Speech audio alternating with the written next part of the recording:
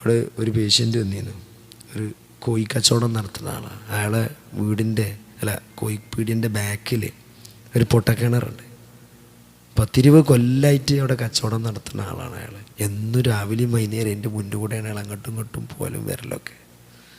ഒരു നാടൻ കോഴി അയാളെ കൂട്ടുന്ന് ചാടി അയാൾ ഓടിപ്പോയി. അയാൾ അതിൻ്റെ പിന്നാലെ കൂടി അയാൾ കോഴിയും കൂടി കിണറ്റിക്ക് വീണ് അയാൾ കഴുത്തൊടിഞ്ഞ് വളരെ ഗുരുതരമായി കൈകാലുകളുടെ ചലനശേഷി നഷ്ടപ്പെട്ട് വാരിയല്ലുകളൊക്കെ പൊട്ടി ലങ്സിലൊക്കെ ബ്ലഡ് കയറി ശ്വാസം അയക്കാൻ പറ്റാണ്ട് അയാളിങ്ങനെ കാഷ്വാലിറ്റി കിടക്കുക. അപ്പോൾ ഡോക്ടർമാരൊക്കെ കൂടി ഇങ്ങോട്ട് പ്രയാസപ്പെട്ട് ഇയാളെ റെഡിയാക്കി കൊണ്ടുവരികയാണ്. അപ്പോൾ ഈ ബദ്ധപ്പാടൊക്കെ കൂടി നെഞ്ച് തുളച്ച് ട്യൂബിട്ട് രക്തം എടുക്കുന്നുണ്ട്, ഓക്സിജൻ കൊടുക്കുന്നുണ്ട്, ആകെ ജഗപ്പൊക്കെയാണ്. അപ്പോൾ ഇയാൾ എന്നോട് ചോദിക്കുകയാണ്, ഡോക്ടറെ ഞാൻ ബാക്കിയാവില്ല എന്നാ തോന്നണില്ല, ഇതൊക്കെ കൂടി കണ്ടിട്ട് പേടിയാണുണ്ട്, ഞാൻ ബാക്കിയാവും എന്നൊക്കെ തോന്നില്ല, ആകെ ഒരാഗ്രഹമുള്ളൂ, ഞാൻ ഇവിടെ അടുത്ത പെണ്ണെട്ടിയത്, കുറേ വൈകി കല്യാണം കഴിച്ച് എൻ്റെ കുട്ടിക്ക് മൂത്ത കുട്ടിക്ക് ആകെ 3 വയസ്സായിട്ടുള്ളൂ, അതിനൊന്ന് കാണാൻ പറ്റുമോ ചോദിച്ചു. അങ്ങനെ അതിൻ്റെ കൂടെയുള്ള ആൾക്കാരോട് പറഞ്ഞ് അതിനെ കൊണ്ടുവന്ന് കണ്ട് കുറച്ച് കഴിഞ്ഞേക്ക് എന്നോട് പറഞ്ഞു, നോക്ക് മരിക്കാനൊക്കെ പേടിയില്ല, എന്തായാലും ഒരു ദിവസം മരിക്കും, ആ കുട്ടീനെ ഒന്ന് കാണണം എന്ന് പറഞ്ഞു. കുട്ടീനെ കണ്ട് കുറച്ച് കഴിഞ്ഞേക്ക് അയാൾ മരിച്ചു. പക്ഷെ ആ സംഭവം എൻ്റെ മനസ്സിൽ തങ്ങി നിൽക്കാനുള്ള കാരണം ഒന്നയാളെ അങ്ങനെ പറഞ്ഞുകൊണ്ട് ഒന്ന് നിങ്ങൾ ആലോചിച്ച് നോക്കി, അയാൾ 10-20 കൊല്ലമായിട്ട് പീഡിയ നടത്തുന്ന ആളാണ്. അയാളെ ബാക്കിൽ പൊട്ടക്കിണറുണ്ട് എന്ന് അയാൾക്കറിയാം. ഒരു പൊട്ടക്കിണർ കാലങ്ങളായിട്ട് അവിടെ ഉള്ളതാണ്, അയാൾക്ക് അറിയണതുമാണ്. അയാൾ അതിൻ്റെ രാവിലെ അതിൻ്റെ മുന്നിൽ കൂടെ പോകുന്ന മനുഷ്യൻ ഇന്ന് ഞാനിത് ഈ വീണ് മരിക്കുമെന്ന് അയാൾക്ക് അറിയണ്ടായിരുന്നില്ല. അപ്പം നമ്മളൊക്കെ ഒരു ദിവസം ഇവിടുന്ന് പോകും. അത് പറഞ്ഞപ്പോൾ അന്ന് ഒരു സംഭവം കൂടി അതിൻ്റെ ചേർത്തിൻ്റെ മനസ്സിൽ ഇപ്പോഴും നിൽക്കുന്നുണ്ട്. അപ്പം ഇങ്ങനെ ഈ കാഷ്വാലിറ്റിയിൽ ഒന്നിങ്ങനെ ഭയങ്കരമായി ഈ സീന് നടക്കുമ്പോൾ ഒരു അയൽവാസി വന്നിട്ട് ചോദിച്ചു, അയാളെ രക്ഷപ്പെടുത്താൻ പറ്റുമോ ചോദിച്ചു. അപ്പോൾ ഞാൻ പറഞ്ഞു, ചിലപ്പോൾ വെൻറ്റിലേറ്ററൊക്കെ വേണ്ടി വരും, പിന്നെ എങ്ങനെയൊക്കെ രക്ഷപ്പെടുത്തിയാലും കയ്യും കാലൊക്കെ തളർന്ന് കിടക്കുള്ളൂ, അതിന് രക്ഷപ്പെടാൻ സാധ്യതയല്ല, ഒരു ചലനശേഷി ഇല്ലാത്തൊരു മനുഷ്യനെ നമുക്ക് തിരിച്ചു കിട്ടുള്ളൂ രക്ഷപ്പെടുത്തിയാലും. അപ്പോൾ അയാളിനോട് പറഞ്ഞു, പൈസ എത്രയും ചിലവാക്കാം, ഞങ്ങൾ നാട്ടുകാരുണ്ട്, പിരിച്ചുകൊണ്ട് തരും, കാശ് നിങ്ങൾ നോക്കരുത്, അയാളെ രക്ഷപ്പെടുത്തണം എന്ന് പറഞ്ഞു. അപ്പോൾ ഞാൻ പറഞ്ഞു, അങ്ങനെ ഇപ്പോൾ അത്രയും അപകടസ്ഥിതിയാണെങ്കിൽ നമ്മൾ വെൻറ്റിലേറ്ററിലൊക്കെ ഇട്ടിപ്പോൾ അയാളെ രക്ഷപ്പെടുത്തണം, അയാളെ ജീവിച്ചാലും അയാളെ ജീവിതം ഭയങ്കര പ്രയാസകരമായിരിക്കും, മരിക്കുകയാണെങ്കിൽ ഇപ്പോൾ അതല്ല അയാൾക്ക് ഹൈറ്. അപ്പോൾ അയാൾ ചെക്കനോട് പറഞ്ഞു, ചെക്കനാ കുറച്ച് അധികം പ്രായമൊന്നുമില്ല, ഓൻ പറഞ്ഞത് എന്താ അറിയോ, ആ കുട്ടിക്ക് ആ ബാപ്പാനെങ്ങനെ കണ്ടൂടെ മരിച്ചോളും, കജ്ജും കാലും ഇളകിയിട്ടില്ലെങ്കിൽ എന്താ. അപ്പോൾ ഇതൊന്നും ഇപ്പോൾ അയാൾ ഒരിക്കലും പ്രതീക്ഷ, അയാൾ മരിച്ചു, കുറച്ച് കഴിഞ്ഞപ്പോൾ അയാൾ മരിച്ചോളൂ, അദ്ദേഹത്തിന് പുറത്തു കൊടുക്കട്ടെ. ഞാൻ പറഞ്ഞത് ഇങ്ങനെ ജീവിതത്തിൽ നമുക്കൊക്കെ വരും, മരിക്കണീൻ്റെ മുമ്പ് എന്തെങ്കിലുമൊക്കെ പ്രതിസന്ധിയിൽ തട്ടി നമ്മളും ഇതേപോലെ നിൽക്കും, നമ്മളൊക്കെ ഒരു ദിവസം തിരിച്ചു വിളിക്കപ്പെടും. അത് യാതൊരു ആകെ ഉറപ്പിച്ച് പറയാൻ പറ്റിയ ഒറ്റ കാര്യം മാത്രമേ ഉള്ളൂ, നമ്മളൊക്കെ മരിച്ചു എന്നുള്ളത്. അതെങ്ങനെയാവുന്ന ആർക്കും ഒരു ഐഡിയ ഇല്ല. അപ്പോൾ ഈ ഒരു ചെറിയ കാലഘട്ടം നമ്മൾ ഈ ജനിച്ച് ഘട്ടം ഘട്ടങ്ങളായി അള്ളാഹു വളർത്തിക്കൊണ്ടുവന്ന് ബുദ്ധിയൊക്കെ നൽകി ഈ ഒരു അള്ളാഹുവിൻ്റെ ഒരു വിളിക്കുത്തരം നൽകി പെട്ടെന്ന് യാത്ര അവസാനിപ്പിച്ച് ഒരു ദിവസം നമ്മൾ പോവുകയും ചെയ്യും. ഈ ചെറിയൊരു കാലഘട്ടം എന്തിനാണ് നമ്മൾ ഈ ഭൂമിയിൽ വന്നത്? അതിനാണ് നമ്മളോട് ചോദിക്കേണ്ട ഏറ്റവും സീരിയസ് ആയ ക്വസ്റ്റ്യൻ. നാളെ ശമ്പളം കിട്ടൂലേന്നോ? ഇവിടെ കേരളത്തിൻ്റെ സാമ്പത്തിക അവസ്ഥ വളരെമായി തകർച്ചയിലാണ്. ഈ മാസത്തെ ശമ്പളമൊക്കെ കുറച്ച് വൈകിയാണ്. ഇവിടുന്ന് അങ്ങോട്ട് യൂണിവേഴ്സിറ്റി ഉദ്യോഗസ്ഥന്മാരൊക്കെ പിരിച്ചുവിടാൻ പോവുകയാണ്. കേരളം വലിയ സാമ്പത്തിക പ്രതിസന്ധിയിലേക്ക് പോവുകയാണ്. നാളെ ശമ്പളം കിട്ടുമെന്ന് അറിയില്ല. അതിനേക്കാളൊക്കെ വലിയൊരു ചോദ്യം നമ്മൾ ചോദിക്കേണ്ടത്, നമ്മൾ എന്തിനാണ് ഈ ഭൂമിയിലേക്ക് വന്നത്? നമുക്ക് യാതൊരു അധികാരമോ നിയന്ത്രണമോ ഇല്ലാത്ത ഈ ജീവിതത്തിൽ നമ്മൾ തിരിച്ചു വിളിക്കപ്പെടുമ്പോൾ നമ്മൾ മടങ്ങും ചെയ്യും. കുറേ ആളുകൾ വളരെ നല്ല അവസ്ഥയിലും കുറേ ആളുകൾ വളരെ ഇടങ്ങേറായിട്ടൊക്കെ ജീവിക്കുന്ന ഈ അസമത്വങ്ങളൊക്കെ നിലനിൽക്കുന്ന സുഖം ദുഃഖങ്ങളൊക്കെ, അതായത് ജീവിക്കാൻ വേണ്ടി ഞാൻ എൻട്രൻസ് കോച്ചിങ്ങിന് പഠിക്കുമ്പോൾ, ഇപ്പോൾ അതൊരു ബിസിനസ്സാണല്ലോ നിങ്ങൾക്കറിയാം. ഈ ആദ്യം ഒന്ന് 10ാം ക്ലാസ് കഴിഞ്ഞ് ഒന്ന് +2 വരെ എൻട്രൻസ് കോച്ചിങ്, അത് കഴിഞ്ഞ് എന്തെങ്കിലും കിട്ടിയാലും മെഡിസിൻ കിട്ടിയാൽ പിന്നെ MBBS കഴിഞ്ഞാൽ അടുത്ത PGക്കുള്ള പിന്നെയൊരു എൻട്രൻസ്. ഇതൊക്കെ ഇപ്പോൾ ഒരു ബിസിനസ്സാണ്. അപ്പോൾ നമ്മൾ കോട്ടയത്താണ് അന്ന് വലിയ കോച്ചിങ്ങൾ. ഇപ്പോൾ ഇവിടെ കുട്ടികൾ പാലേക്കൊക്കെ പോണാരി. അപ്പോൾ അന്ന് സുബൈക്ക് അവിടെ വന്ന് രാത്രി പോയി സുബൈക്ക് അവിടെ ബസ് ഇറങ്ങിയിട്ട് ഓട്ടോറിക്ഷ എടുത്ത് ഞാൻ താമസിക്കുന്ന സ്ഥലത്തേക്ക് പോവാം. അപ്പോൾ ഒരാൾ ഇങ്ങനെ ഓടുണ്ട് റോഡ് സൈഡ് കൂടെ സുബൈൻ്റെ. നമ്മുടെ നാട്ടിലൊക്കെ സുബൈ കഴിഞ്ഞാൽ നടക്കുന്ന ഓടണമൊക്കെ കാണാം. പക്ഷെ സുബൈൻ്റെ മുമ്പ് ഓടണം ഞാൻ ആദ്യമായിട്ട് കാണണമെന്ന്. സുബൈൻ്റെ മുമ്പ് തന്നെ റോട്ട് കൂടെ വലിയ പള്ളൊക്കെ ആയിട്ട് ഒരാൾ. അപ്പോൾ ഞാൻ പറയാൻ കാരണം എന്താ വെച്ചാൽ അയാൾ താമസിക്കണ വീടിൻ്റെ അടുത്താണ് എൻ്റെ ലോഡ്ജ്, പഠിക്കണ ലോഡ്ജ്. അപ്പോൾ അതുകൊണ്ടാണ് അയാളെ സ്ട്രൈക്ക് ചെയ്തത്. അപ്പോൾ ഓട്ടോറിക്ഷക്കാരൻ അവിടെ നിർത്താൻ വേണ്ടി പോകുമ്പോൾ ഇയാളിങ്ങനെ ഓടുന്നുണ്ട്. അപ്പോൾ ഓട്ടോറിക്ഷക്കാരൻ പറഞ്ഞു അയാളെ പള്ളൊക്കെ ഉണ്ട്, ഓരോരുത്തർ തിന്ന് ദഹിച്ചാൻ വേണ്ടിയാണ് പോയത്, നമ്മളിവിടെ തിന്നാൻ കിട്ടാൻ വേണ്ടിയിട്ടാണ് ഈ നേരത്തെ പോയത്. ഞാൻ പറഞ്ഞത് എന്താ വെച്ചാൽ അയാൾ ജീവിക്കാൻ വേണ്ടിയാണ് സുബൈൻ്റെ മുമ്പ് ഓട്ടോറിക്ഷ എടുത്ത് ഇറങ്ങിയത്. മറ്റാൾ ഉറക്കത്തുനിന്ന് നീച്ച് വന്നത് ഈ പള്ള കുറക്കാൻ വേണ്ടിയുള്ള ഓട്ടത്തിനാണ്. ഇത് എൻ്റെ മനസ്സിൽ നിൽക്കാൻ കാരണം എന്താ വെച്ചാൽ അയാൾ കുറച്ച് ദിവസം കഴിഞ്ഞേക്ക് ഒരു KSRTC ബസ് കുത്തി മരിച്ചു. ഈ ഓടാൻ പോയ ആൾ അത് കാണാനല്ല, ഓടാൻ പോയിട്ട് രാവിലെ കാണാനല്ല, തിരഞ്ഞു നോക്കുമ്പോൾ ഒരു അരിച്ചാൽ കിടക്കുന്നുണ്ട്, വണ്ടി കുത്തി തെറിപ്പിച്ചിട്ട് പോയി. അപ്പോൾ അയാൾ പറഞ്ഞ വാക്കിൻ്റെ മനസ്സിലേക്കാനുള്ളൊരു കാരണം അതാണ്. കുറച്ച് ആൾക്കാർ തിന്നാൻ വേണ്ടി മണ്ടണ്, കുറച്ച് ആൾക്കാർ തിന്ന് ദഹിച്ചാൻ വേണ്ടി മണ്ടണ്. അപ്പോൾ ഇവിടെയൊക്കെ ഇങ്ങനത്തെയും അസമത്വങ്ങളൊക്കെ അള്ളാഹു സൃഷ്ടിച്ചതിൻ്റെ പിന്നിൽ ഇവിടെ ഒരു കമ്മ്യൂണിസം ഉണ്ടാകാനോ സോഷ്യലിസം ഉണ്ടാകാനല്ല. ഇതൊക്കെ ഒരു പരീക്ഷണമാണ്. അനുഗ്രഹങ്ങൾ നൽകിക്കൊണ്ടും പ്രയാസങ്ങൾ സൃഷ്ടിച്ചുകൊണ്ടും അള്ളാഹു നമ്മളെ പരീക്ഷിക്കും. അതൊരു സത്യമാണ്. അത് ഏത് തലത്തിലും ആകാം. വല്ല നബുലുവന്നക്കെന്ന് പറയുമ്പം അത് ഓരോരുത്തർക്കും ഓരോ ടൈപ്പാണ്. നിങ്ങൾ യൂസുഫ് നബിൻ്റെ ചരിത്രം ഖുർആനിൽ പറയുമ്പം യൂസുഫ് നബിക്ക് ഏറ്റവും ഒരു ക്രൈസ് ഉള്ളതെന്ന് പറഞ്ഞാൽ യൂസുഫിനോടാണ്. നമുക്ക് ആ ചരിത്രം വായിക്കുമ്പോൾ മനസ്സിലാവും യൂസുഫിനോട് എന്തൊരു പ്രത്യേക മുഹബത്തുണ്ടല്ലോ. അതുകൊണ്ട് തന്നെ ഏറ്റവും കൂടുതൽ യൂസുഫ് നബി പേടിച്ചതും അതന്നെയാണ്. എന്ത്? യൂസുഫിൻ്റെ കാര്യത്തിൽ കുഴപ്പമുണ്ടാവുന്നതാണ്. അങ്ങനെ തന്നെയാണ് സംഭവിച്ചതും. ഭയപ്പെട്ടതെന്തോ അതുതന്നെയാണ് സംഭവിച്ചത്. അപ്പോൾ പരീക്ഷണം എന്ന് പറയുമ്പോൾ അങ്ങനെയാണ്. ഇപ്പോൾ പൈസനോട് വലിയ താല്പര്യമില്ലാത്ത ഒരാൾക്ക് അയാളെ പൈസ കൊണ്ട് പരീക്ഷിച്ചിട്ട് കാര്യമില്ല. കാരണം അയാളിപ്പോൾ 1 കോടി പോയി എന്ന് പറഞ്ഞാൽ ലോസ് ഉണ്ട് പറഞ്ഞാൽ ആ സാറില്ല, അയാൾക്ക് അതത്ര പ്രശ്നമല്ല. നേരെ വെച്ച് അയാൾക്ക് മക്കൾ അങ്ങനത്തേതായിരിക്കും ക്രൈസ്. മക്കളോട് ഭയങ്കര സ്നേഹം. കുറച്ച് നേരം മകനെ കാണാനല്ല, ഞാൻ ഫോൺ വിളിച്ചോടെ കാരണം. അപ്പോൾ മൂപ്പരെ പരീക്ഷിക്കുക മക്കളെ കൊണ്ടായിരിക്കും. അപ്പോഴേ മൂപ്പർക്ക് ഫീൽ ചെയ്യുള്ളൂ, അല്ലാതെ ഇപ്പോൾ പൈസ കൊണ്ട് മൂപ്പരെ പരീക്ഷിച്ചിട്ട് കാര്യമല്ല. അപ്പോൾ പരീക്ഷണങ്ങൾ അങ്ങനെ വരും. അത് എങ്ങനെ വന്നാലും നമ്മളെ ഒന്ന് തട്ടി ഒലച്ചിട്ടാണ് പരീക്ഷിക്കുക കൊണ്ടു. അല്ലാതെ ക്രൈസ് അല്ലെങ്കിൽ നമുക്ക് ഏറ്റവും വീക്ക്നെസ് ഉള്ള മേഖലകളിലെ ഒരാളെ, ഇപ്പോൾ ലൈംഗിക വിഷയത്തിലാണ് ഒരാൾ വീക്കെങ്കിൽ അയാൾ അവിടെയാണ് പിടിക്കുക. പൈസൻ്റെ വിഷയത്തിൽ ക്രൈസ് ഉള്ളവനെ പൈസമ്മലാണ് പഠിച്ചോൻ പിടിക്കുക. നമ്മൾ വീക്ക്നെസ്സിലാണ് പരീക്ഷണങ്ങൾ ഉണ്ടാകുക. അപ്പോൾ പരീക്ഷണങ്ങൾ ഇതെന്തിനാണ്? ഇത് അള്ളാഹുവും നമ്മളുമായിട്ടുള്ള ബന്ധം പരീക്ഷിക്കണം. നമ്മളെങ്ങനെയാണ് ഇത് കാണുന്നത്, എങ്ങനെയാണ് നമ്മൾ പ്രതികരിക്കുന്നത്.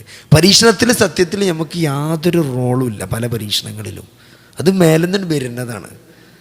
അവിടെ നമുക്ക് ആകെ എന്തുള്ളൂ, നമ്മൾ എങ്ങനെ പ്രതികരിക്കുന്നു എന്നതിന് മാത്രമേ നമുക്ക് നിയന്ത്രണമുള്ളൂ.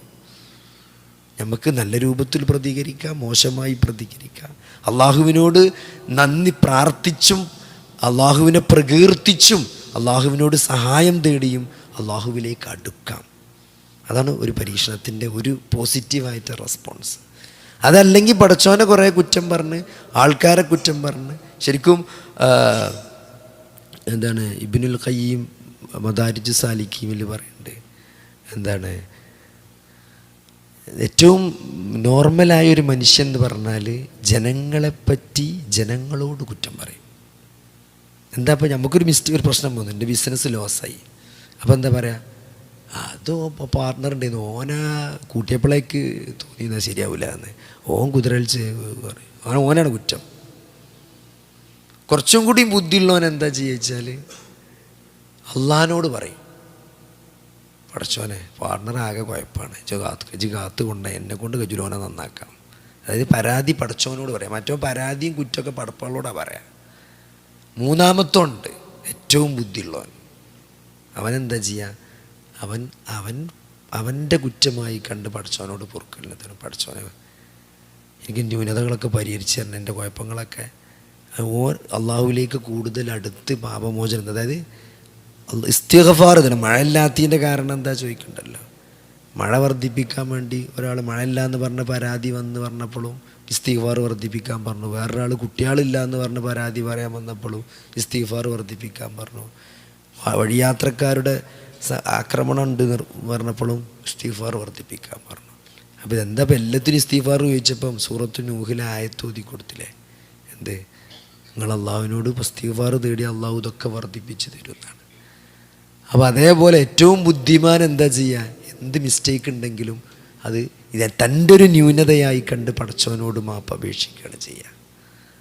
അപ്പോൾ അതാണ് ഏറ്റവും ബുദ്ധിപരമായ ദീൻ ഉൾക്കൊണ്ട ഒരാളുടെ നിലപാട്. അല്ലാതെ ആൾക്കാരോട് ജനങ്ങളെ കുറ്റം പറഞ്ഞുകൊണ്ടോ പടച്ചവനോട് ആൾക്കാരെ കുറേ കുറ്റം പറഞ്ഞു കൊടുത്തിട്ടൊന്നും കാര്യമില്ല. നമ്മളുടെ ന്യൂനത തിരിച്ചറിഞ്ഞ് അള്ളാഹുവിലേക്ക് വിനയപ്പെട്ട് മടങ്ങുക എന്നുള്ളതാണ്. അപ്പോൾ ഈ പരീക്ഷണത്തിലൊക്കെ നമ്മൾ എന്തൊരു നിലപാട് സ്വീകരിക്കുന്നു എന്നുള്ളതാണ് അള്ളാഹു ഇവിടെ നോക്കുന്നത്. ശരിക്കും ആ നിലപാടിൽ മാത്രമേ നമുക്ക് ചോയ്സ് ഉള്ളൂ. ഇപ്പം ഒരു 2 മക്കൾ ആക്സിഡൻ്റായി മരിച്ചു, അല്ലെങ്കിൽ മോൻ രാവിലെ വണ്ടി എടുത്ത് പോയി, കുറച്ച് കഴിഞ്ഞപ്പോൾ ന്യൂസ് വന്നു നിങ്ങളെ മോനെ അവിടെ ആക്സിഡൻ്റ് ആയിക്കണേ, പെട്ടെന്ന് വരണം എന്ന് പറഞ്ഞു. നമ്മൾ ചെല്ലുന്നു, മോർച്ചറിയിലേക്ക് മാറ്റിയെന്ന് അറിയുന്നു. നമുക്കിവിടെ പ്രത്യേകിച്ച് ഒരു ചോയ്സും ഇല്ല. രാവിലെ ഇപ്പം കഴിഞ്ഞ ദിവസം എൻ്റെ കൂടെ ഷട്ടിൽ കളിക്കാൻ വന്നിരുന്ന ആളുടെ മോന് ആലോചിക്ക് ജ്യൂസ് അടിച്ച് പരിയിലെല്ലാവർക്കും ഉള്ള ജ്യൂസ് ഓൻ അടിച്ചിരിക്കണ്, നോമ്പുറക്കാനയക്കണ്. അപ്പോൾ ചെക്കന്മാരൊക്കെ കൂടി ഓൻ്റെ ഫ്രണ്ട്സ് എഞ്ചിനീയറിംഗ് പഠിക്കുന്ന ആളെ ഓൻ്റെ ഫ്രണ്ട്സൊക്കെ കൂടി ഹോട്ടലിന് വേണ്ടി നോമ്പുറക്കാൻ വന്നിട്ട് അവിടുന്ന് ഓനെ വിളിക്കണ്. താല്പര്യമില്ല പോകാം, എന്നിട്ട് എല്ലാവരും കൂടി വിളിച്ച് കച്ചറാക്കിയപ്പം അടിച്ച ജ്യൂസ് വരെ വാപ്പാക്കും ഉമ്മാക്കും എല്ലാവർക്കും ഉള്ള ജ്യൂസ് അടിച്ചു ബൈക്കെടുത്ത് പോയി ആ ജംഗ്ഷനിൽ വണ്ടി കയറി ദാരുണമായി റോഡിന് നടുവിൽ വെച്ച് നോമ്പുറക്കണ സമയത്ത് മരണപ്പെട്ടു. അള്ളാഹു പുറത്തു കൊടുക്കട്ടെ. അപ്പോൾ ഇതൊക്കെ ആ ന്യൂസ് അറിയുന്ന ഒരു പിതാവിനെ സംബന്ധിച്ചിടത്തോളം എങ്ങട്ടാ പോണ്, ഞാൻ ഇപ്പോൾ നോമ്പറന്നിട്ട് വരാമെന്ന് പറഞ്ഞ ആള് കുറച്ച് കഴിഞ്ഞിട്ട് മരിച്ചു എന്ന് പറയുമ്പം നമുക്കൊന്നും ചെയ്യാനല്ല, അവിടെ നമ്മളെ നിയന്ത്രണത്തിലുള്ള കാര്യമല്ല.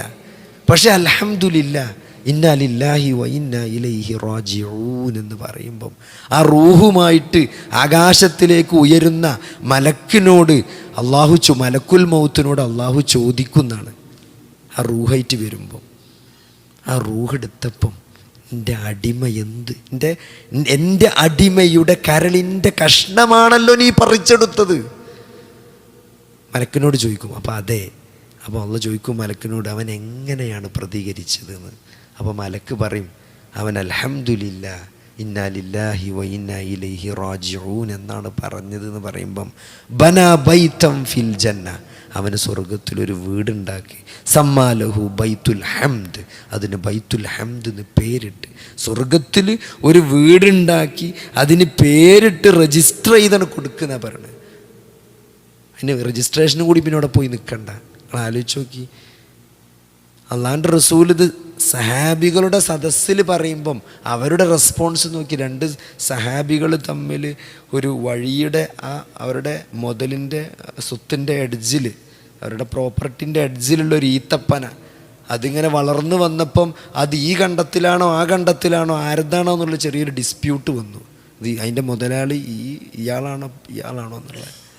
അപ്പോൾ ചെറിയ തർക്കം ഉണ്ടായപ്പോൾ നബി സല്ലല്ലാഹു അലൈഹി വസല്ലം പറയാണ് എന്ത്, ആ ഈത്തപ്പന ഒരാൾ ഇപ്പം 2-ൽ-1 ഇപ്പോൾ അതൊരാൾ മറ്റേയാൾക്ക് വിട്ടുകൊടുത്താൽ അയാൾക്ക് പകരം അള്ളാഹു സ്വർഗത്തിലൊരു ഈത്തപ്പന തരുമെന്ന് ആ ഇഷ്യൂ സോൾവ് ചെയ്യാൻ വേണ്ടി അള്ളാഹിൻ്റെ റസൂല് പറഞ്ഞപ്പം ആ സഹാബികളുടെ കൂട്ടത്തിൽ ഒരാൾ നീറ്റെന്ന് ചോദിച്ചാൽ എന്താ അറിയും, ഞാനാ ഈത്തപ്പന പൈസക്ക് വാങ്ങിയിട്ടാണ് കൊടുക്കുക. അത് പൈസക്ക് വാങ്ങിയിട്ട് മറ്റേക്ക് കൊടുത്താൽ മതിയല്ലോ അതിൻ്റെ ഡിസ്പ്യൂട്ട് തീർക്കണമെങ്കിൽ. അത് വില കെട്ടിയിട്ട് ആ വിലക്ക് മറ്റേക്ക് കൊടുത്താൽ ആ സ്വർഗത്തിലെ പന എനിക്ക് കിട്ടുമെന്നാണ് ചോദിച്ചത്. ഉക്കാഷാറിൽ പറയാണ് 70,000 ആളുകൾ വിചാരണ കൂടാതെ സ്വർഗത്തിൽ പോകുമെന്ന് നബിയാണ് പറയാണ്. അപ്പം സഹാബികളിൽ ഒരാൾ ഉക്കാഷാറിൽ അവൻ എണീറ്റ് നിന്നിട്ട് ചോദിക്കുകയാണ്, നബിയെ അതിൽ ഇന്നെ പെടുത്താൻ വേണ്ടി നിങ്ങൾ ദ്വാരക്കുമെന്ന് ചോദിച്ചു. അപ്പോൾ അള്ളാഹു അതെ താങ്കളെ അള്ളാഹു അതിൽ ഉൾപ്പെടുത്തിട്ട് നബി പ്രാർത്ഥിച്ചു. അത് ചോദിച്ചു കഴിഞ്ഞപ്പം പിന്നെ വേറെ ആൾക്കാർ പിന്നെ എണീറ്റിട്ട് ഇനിയും ആക്കണം എന്നാണ്. അപ്പോൾ ഉക്കാഷ നിങ്ങളെ മുൻകടന്നു കഴിഞ്ഞു എന്ന് പറഞ്ഞു. ആ ചാൻസ് അവ കൊണ്ടുപോയി. ഇപ്പം ഞാൻ പറഞ്ഞ് അവരങ്ങനെയായിരുന്നു, അവരത് റിയലൈസ് ചെയ്തിരുന്നു, അവരത് മനസ്സിലാക്കി ആ ചാൻസിന് വേണ്ടി നിൽക്കുകയാണ്. നിങ്ങൾ ആലോചിക്ക്, ഈ ദുനിയാവ് നിങ്ങൾക്ക് നൽകുന്നതിനേക്കാൾ ഈ ദുനിയാവ് മുഴുവൻ നിങ്ങൾക്ക് കിട്ടുന്നതിനേക്കാൾ നിങ്ങൾക്ക് ഹൈറ് സ്വർഗത്തിലൊരു ചാട്ടവാറ് വെക്കാനുള്ള സ്ഥലമാണ് എന്ന് നബി പറയാണ്. ചെറിയ ചാട്ടവാറ് എന്ന് പറഞ്ഞാൽ ഇപ്പോഴത്തെ ആൾക്കാരെ കണ്ടുകണമെന്നൊക്കെ അറിയില്ല. ഒരു ചെറിയ ഒരു കുറ്റിയും അതിൻ്റെ അറ്റത്തൊരു ഒരു റബ്ബറിൻ്റെ ഇതും ഉണ്ടാവുള്ളൂ. ഒരു ചാട്ടവാറ് വെക്കാൻ സ്ഥലം വേണ്ട. ഒരു ചാട്ടവാറ് വെക്കാൻ സ്ഥലം ഉണ്ടോ എന്ന് അറബിയാളോട് ചോദിച്ചാൽ ഓൽക്കറിയാം അതിനൊരു പ്രത്യേകിച്ചൊരു സ്ഥലമൊന്നും വേണ്ട. വളരെ ഒരു സ്ഥലം മുടക്കിയല്ല ചാട്ടവാറ്, ഒരു കുന്താണ്, പിന്നെ നാട്ടിയെങ്കിലും വെക്കേണ്ടി വരും. അപ്പോൾ ഒരു ചാട്ടവാറ് വെക്കാനുള്ള സ്ഥലമാണ്, സ്വർഗത്തിലൊരിടമാണ് ഈ ദുനിയാവ് മുഴുവൻ നിങ്ങൾക്ക് കിട്ടുന്നതിനേക്കാൾ ഹൈർ എന്ന് പറയുമ്പോൾ. ഈ ദുനിയാവ് എന്ന് പറഞ്ഞാൽ ഞങ്ങൾ എന്താ, ഇവിടെയൊക്കെ ഒരു സെൻറ്റിന് എന്താ വില? എറണാകുളം MG റൂട്ടിലും ബോംബെയിലൊക്കെ ഒരു റൂട്ടിൽ സെൻറ്റിൻ്റെ വില എത്രയാണ്? അതൊക്കെ ഉള്ള ഈ ദുനിയാവിനേക്കാൾ ഹൈറ് സ്വർഗത്തിലെ ഒരു ചാട്ടവാറ് വെക്കാനുള്ള സ്ഥലം അറിയുമ്പം ആ സ്വർഗത്തിന് വേണ്ടി നമ്മളെത്ര പണിയെടുക്കണം. അതൊരൊറ്റ റെസ്പോൺസിലൂടെ നമ്മൾ ഈ പുരുഷായുസ് 60-70 കൊല്ലം ഇബാദത്ത് ചെയ്ത് ജീവിക്കുന്ന ആ ലക്ഷ്യം ഒരൊറ്റ സെക്കൻഡിലെ റെസ്പോൺസിലൂടെ അള്ളാഹ് നമുക്ക് തരികയാണ്. അൽഹംദുലില്ലാഹ് ഇന്നാ ലില്ലാഹി വ ഇന്നാ ഇലൈഹി റാജിഊൻ. നേരെ മറിച്ച് അപ്പം നമ്മൾ പറയണേ പണ്ടാറടങ്ങാൻ അപ്പോഴേക്ക് തോന്നിയതാണ് ആ വണ്ടി എടുത്ത് ഇറങ്ങുമ്പോൾ പണ്ടാറടങ്ങുന്നു. ഇന്ന് നമ്മൾ പ്രതികരിച്ചു. എന്നിട്ട് കുറച്ച് കഴിഞ്ഞിട്ട് പിന്നെ എന്താണ് മയ്യത്തൊക്കെ എടുത്ത് നമ്മൾ പറയാണ് അള്ളാൻ്റെ വിധിയാണ്, എന്താണ് നമ്മൾ വിധിക്ക് കീഴടങ്ങാൻ. പിന്നെ നമ്മൾ നല്ല ആളായി നിൽക്കുക. ഫസ്റ്റ് നമ്മൾ എന്തൊക്കെയോ പെണ്ണുങ്ങളെയും ചീത്തറിന്, ബൈക്ക് വാങ്ങിക്കൊടുത്ത പെണ്ണുങ്ങളെയും ചീത്തറിന്, പിന്നെ പറയേണ്ടതൊക്കെ അപ്പം നമ്മൾ പറഞ്ഞ്, പിന്നെ മയ്യത്തൊക്കെ എടുത്ത് പോസ്റ്റ്മോർട്ടം കഴിഞ്ഞ് നമ്മൾ അങ്ങനെ വലിയ ആളായി മാറി നിന്നിട്ട് എന്താ അള്ളാൻ്റെ വിധി, അള്ള തന്ന കുട്ടി അള്ള കൊണ്ടുപോയി പറഞ്ഞിട്ട് കാര്യമില്ല. അതതിൻ്റെ ഫസ്റ്റ് പറയണം. അതാണ് ക്ഷമ എന്ന് പറഞ്ഞാൽ. അള്ളാൻ്റെ റസൂൽ പറയുന്നുണ്ട് ക്ഷമ എന്ന് പറഞ്ഞാൽ അതിൻ്റെ ആദ്യ നിമിഷമാണ്. ഒരു സ്ത്രീ അതിൻ്റെ ഉറ്റാരോ മരിച്ചിട്ട് ഖബറിൻ്റെ അടുത്ത് നിന്നിട്ട് വല്ലാണ്ട് പൊട്ടിക്കരഞ്ഞപ്പോൾ നബി സല്ലല്ലാഹു അലൈഹി വസല്ലം കരയരുത് എന്ന് പറഞ്ഞു. അപ്പോൾ ആ സ്ത്രീ പറഞ്ഞു, നബിയാണെന്നൊന്നും ഈ സ്ത്രീക്ക് അറിയില്ല, ഒരു പ്രായമായ സ്ത്രീയാണ്, അത് നബിയാണെന്ന് അറിയില്ല. അപ്പം നബിനോട് പറഞ്ഞു എൻ്റെ ആരെങ്കിലും ആയൊക്കെ ഉണ്ടെന്നു. അങ്ങനെയല്ലേ നമ്മളിപ്പോൾ ഒരാളോട് കരയരുത് അറിയുമ്പം എനിക്ക് ആയൊക്കെ ഉണ്ടെന്ന് അറിയില്ലേ, എൻ്റെ ആരെങ്കിലും ആയൊക്കെ ഉണ്ടെന്ന് പറഞ്ഞു. അപ്പോൾ സാബിയാളൊക്കെ പറഞ്ഞത് നബിയാണ്, നബിനോട് ഞങ്ങൾ ഇങ്ങനെയൊക്കെ പറഞ്ഞായിരുന്നു. അപ്പോൾ പിന്നെ സോറി പറഞ്ഞു, ഞാൻ നബിയാന്നൊക്കെ അറിയില്ലെന്ന്. അപ്പോൾ ആ സ്ത്രീനോട് നബി പറഞ്ഞാണ് ക്ഷമ എന്ന് പറഞ്ഞാൽ അതിൻ്റെ ആദ്യ നിമിഷത്തിലാണ്. പിന്നെ എല്ലാവരും ക്ഷമിക്കും, വേറെ ഓപ്ഷനൊന്നുമില്ല, ക്ഷമിക്കുക. അപ്പോൾ ഞാൻ പറഞ്ഞത് ഒരു റെസ്പോൺസ് ആ ഒരൊറ്റ റെസ്പോൺസാണ് ആ പരീക്ഷണം. അത് മോശമാക്കാൻ പാടില്ല. കാരണം ആ പരീക്ഷണത്തിൽ നമ്മൾ വിജയിക്കുന്നത് ആ റെസ്പോൺസിലൂടെയാണ്. നിലപാട് നന്നാക്കി പടച്ചോൻ തന്നു, പടച്ചോൻ കൊണ്ടുപോയി, അത്രേ ഉള്ളൂ. അത് നമ്മളിങ്ങോട്ട് വന്നത് എന്തിനാണ് തിരിച്ചറിയുമ്പോഴാണ് ഈ യാത്രയുടെ ലക്ഷ്യത്തെക്കുറിച്ച് കൃത്യമായി മനസ്സിലാക്കിയ ഒരാൾക്കെ അങ്ങനെ അറിഞ്ഞ് ക്ഷമിക്കാൻ കഴിയുള്ളൂ. അല്ലെങ്കിൽ വലിയ നഷ്ടങ്ങൾ ആലോചിക്ക്. 10-20 വയസ്സ് വരെ ഒരാളെ വളർത്തിക്കൊണ്ടുവന്ന് കണ്ട് ഒരു നിമിഷം അതങ്ങോട്ട് തകർന്നു പോകുമ്പം ആ നഷ്ടമൊന്നും ഒരിക്കലും നമുക്ക് വിവരിക്കാനോ ഉൾക്കൊള്ളാനോ കഴിയുന്നതിന് അപ്പുറത്താണ്. പക്ഷെ അത് ഉൾക്കൊള്ളാൻ ഒരാളെ പ്രാപ്തനാക്കണം എന്താണ്, നമ്മൾ എന്തിനിങ്ങോട്ട് വന്നു എന്നുള്ള തിരിച്ചറിവാണ്. അത് ഭയങ്കര തിരിച്ചറിവാണ്. ഒരു സ്ത്രീ 18 കൊല്ലമായി അതിൻ്റെ ഭർത്താവ് തളർന്ന് കിടക്കുകയാണ്. അത് കയ്യുമില്ല കാലും അനങ്ങൂല. അത് എങ്ങനെ സംഭവിച്ചറിയങ്ങൾ? ഭർത്താവ് ഓരോ കൂട്ടുകാരൊപ്പം ടൂറ് പോയിട്ട് ഇവിടുന്നോ വെള്ളത്തേക്ക് ചാടി മുങ്ങിച്ചാടുമല്ലോ, അങ്ങനെ നമ്മളെ ഉയരത്തുനിന്ന് ചാടുമല്ലോ, അങ്ങനെ ചാടിയിട്ട് പാറമ്മ കഴുത്തിടിച്ച് കഴുത്ത് തളർന്ന് കയ്യും കാലും തളർന്നു പോയത്, അവിടുന്ന് ഒടിഞ്ഞ് കണ്ട്. അങ്ങനെ 18 കൊല്ലമായിട്ട് അയാൾ കിടക്കുകയാണ്. നേരെ മറിച്ച് വല്ല പണിക്കും പോയി ചാക്കയേറ്റി കണ്ടാണെങ്കിൽ കുട്ടികളെ നയിച്ചാൻ വേണ്ടിയാണ് വിചാരിച്ചായി കിടക്കണത്. ടൂർ പോയി കണ്ട് കുതിര അലിച്ച് കണ്ട് കഴുത്തൊടിഞ്ഞ് കിടക്കണ ഒരാളെ 18 കൊല്ലം നോക്കുകയാണ്. ഒരു ഭാഗത്തേക്ക് ചെരിഞ്ഞടക്കുമ്പോൾ അവിടെ മുറിയാകുകയാണ്, എന്നിട്ട് ഇങ്ങോട്ട് ചെരിച്ചടത്തുക. അയാൾക്കൊന്നിനും കഴിയില്ല, ജോലി അയാൾ സമ്പാദിക്കണില്ല. അയാളാകെ മൊബൈൽമ ഈ പെണ്ണ് പറഞ്ഞതെന്ന് വെച്ചാൽ അവർക്ക് ഭയങ്കര ദേഷ്യമാണ്. മൊബൈൽമ ഇങ്ങനെ കളിച്ച് വീഡിയോ കണ്ട് ഇങ്ങനെ കിടക്കും, വേറെ ഒന്നും ചെയ്യാൻ കഴിയില്ല. നേരത്തിന് ചോറ് ഇട്ടിട്ടില്ലെങ്കിൽ ഭക്ഷണം കിട്ടിയാൽ ചൂടാവും, ഒച്ച ഉണ്ടാക്കുന്നല്ലോ എന്ന് പറഞ്ഞു. അപ്പോൾ ഈ പെണ്ണ് 18 കൊല്ലമായിട്ട് അയാളെ നോക്കിക്കൊണ്ടിരിക്കുകയാണ്. ഒരു വരുമാനമല്ല, ഒരു ദാമ്പത്യ സെക്സ് ഒന്നുമില്ല, ഇയാളെ കൊണ്ട് ഒന്നിനും പറ്റൂല. കുട്ടിയാളെ ബാപ്പാന്ന് പറഞ്ഞവിടെ കിടക്കുക, അത്രേ ഉള്ളൂ. പക്ഷെ അയാൾക്കൊരു ന്യൂമോണിയ വന്ന് അയാൾ സീരിയസ് ആയിട്ട് ICUയിൽ കിടക്കുമ്പം ഈ സ്ത്രീ പൊട്ടിക്കരഞ്ഞ് പുറത്ത് പ്രാർത്ഥിക്കുകയാണ്. അപ്പോൾ ഞാൻ ചോദിച്ചു, നിങ്ങൾ എന്താ പ്രാർത്ഥിക്കണം? ആയുസ് നീട്ടിക്കിട്ടാനാണ്. മൂപ്പര ആയുസ് നീട്ടിക്കിട്ടാൻ വേണ്ടിയിട്ടാണ് പിന്നെ ആ സ്ത്രീ പ്രാർത്ഥിക്കണത്. നിങ്ങൾ ആലോചിച്ച് നോക്കി, അത് അള്ളാഹു വെച്ച മവദ്ദത്തം വറഹ്മ. അള്ളാഹു ഒരു മവദ്ദത്ത് വെച്ചിരിക്കണ് ഭാര്യ ഭർത്തൃ ബന്ധത്തിൽ. അതിന് കൂലിയുണ്ട്. ആ ഭർത്താവിനെ സ്നേഹിക്കുമ്പോൾ പ്രാർത്ഥിക്കുമ്പോൾ ആ സ്ത്രീക്ക് അള്ളാഹുവിൻ്റെ അടുത്ത് ദറജ ഉയരുന്നുണ്ട്. അല്ലാതെ എന്തെങ്കിലും ഭൗതികമായി എന്തെങ്കിലും ഒരു മെച്ചം ആ പെണ്ണിനില്ല. എന്നിട്ടും അവർ, അപ്പം ഞാൻ പറഞ്ഞ ഇങ്ങനെ കുറേ സംഭവങ്ങൾ ഇതിലുണ്ട്. ഈ ദീൻ എന്ന് പറയുമ്പം, ഈ വിശ്വാസം എന്ന് പറയുമ്പം, ഇതൊക്കെ മനസ്സിലാക്കിയ ആളുകൾ മറ്റൊരു തലത്തിലാണ് ജീവിച്ചുകൊണ്ടിരിക്കുന്നത്. ഇത് നമ്മൾ മനസ്സിലാക്കാതെ പോകുന്നത് കൊണ്ടാണ് നമുക്ക് ദീൻ ആസ്വദിക്കാൻ പറ്റാത്തത്. നമ്മളെ വിഷയം നന്ദിയുള്ള അടിമ എന്നാണ്. നന്ദി എപ്പോഴാണ് നമ്മൾ കാണിക്കുക?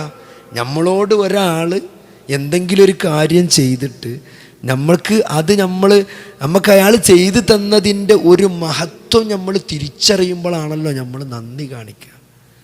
നിങ്ങൾ ആലോചിക്കുക, നമ്മളെ കണ്ണ് ഞാൻ ഇപ്പം എന്താ പറയുക, പുതിയ ഐഫോൺ വന്നപ്പോൾ ഞാൻ ജസ്റ്റ് നോക്കി അതിൻ്റെ പവർ എത്രയാണ് ക്യാമറൻ്റെ. കാരണം ഓരോ പുതിയ ഐഫോൺ ഇറങ്ങുമ്പോഴും അതിൻ്റെ ക്യാമറൻ്റെ പവർ നോക്കും. എന്തിനാ വെച്ചാൽ അത് കണ്ണിൻ്റെ പവറിൻ്റെ അത്ര എത്തിക്കണമെന്നാണ് ഞാൻ നോക്കണത്. അപ്പോൾ ഇപ്പോഴും കണ്ണിൻ്റെ ക്യാമറ എന്ന് പറഞ്ഞാൽ 576 മെഗാ പിക്സലാണ് കണ്ണിൻ്റെ ക്യാമറ. ഇപ്പോഴത്തെ ലേറ്റസ്റ്റ് ഐഫോണും 48 മെഗാ പിക്സലായിട്ടുള്ളൂ. നിങ്ങൾ 1,35,000 റുപ്യക്ക് പുതിയ ഐഫോൺ 14 വാങ്ങിയാലും അതിൻ്റെ ക്യാമറ എത്ര ഉള്ളൂ?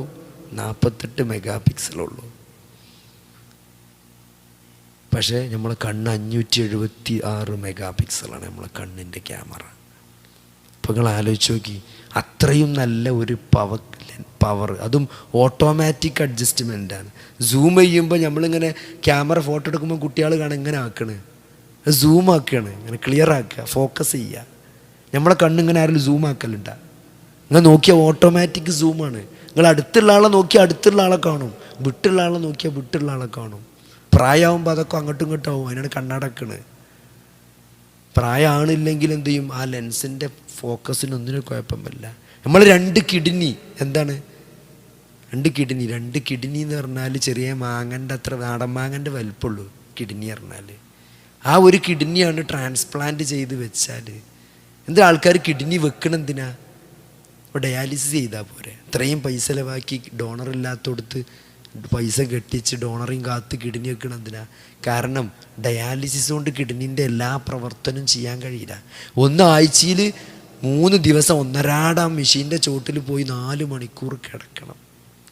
ഈ പലപ്പോഴും ഡയാലിസിസ് രോഗികൾ ഭയങ്കര ദേഷ്യക്കാരായിരിക്കും. ഭയങ്കര ദേഷ്യവും ശുണ്ടിയും വാശിയും നമ്മളിങ്ങനെ പലപ്പോഴും കാണലുണ്ട്. ഇങ്ങനെ ചീത്തറിയും പെണ്ണുങ്ങളെയും നോക്കാൻ നിൽക്കണവർക്കൊക്കെ ചീത്തയ്ക്കും പള്ളർച്ച്. അവരിങ്ങനെ ചൂടായിക്കൊണ്ടാണ് നിൽക്കുക.